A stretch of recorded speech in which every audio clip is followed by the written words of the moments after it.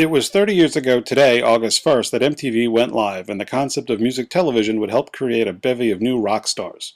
To mark the anniversary, Patch spoke with longtime WBAB DJ Fingers about the impact MTV had on music and radio. Well, 30 years of MTV, you got to count like the first 15 as music.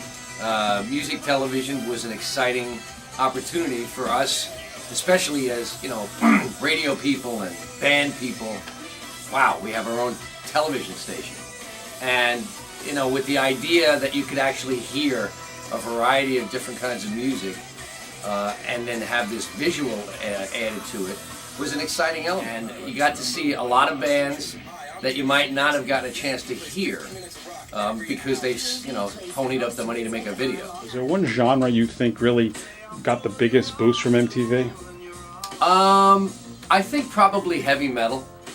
Hard rock and heavy metal was always a genre that struggled to get, respect.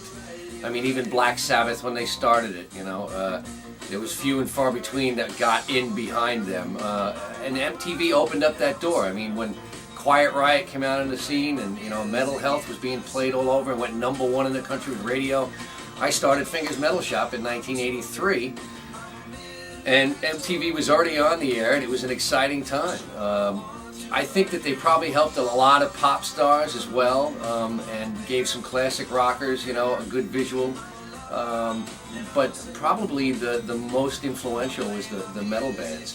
They got all the hair metal and then the heavier metal, and then, of course, they splintered off into their own shows.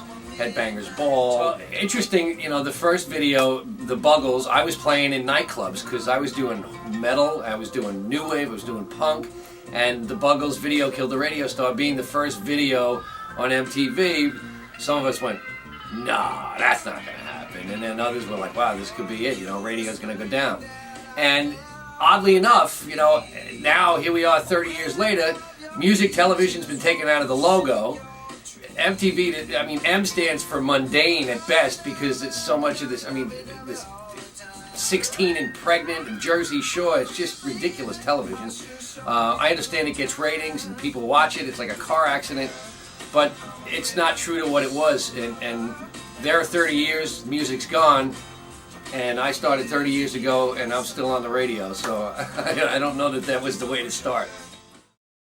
From the studios of WBAB, this is Greg Sleater for Patch.com.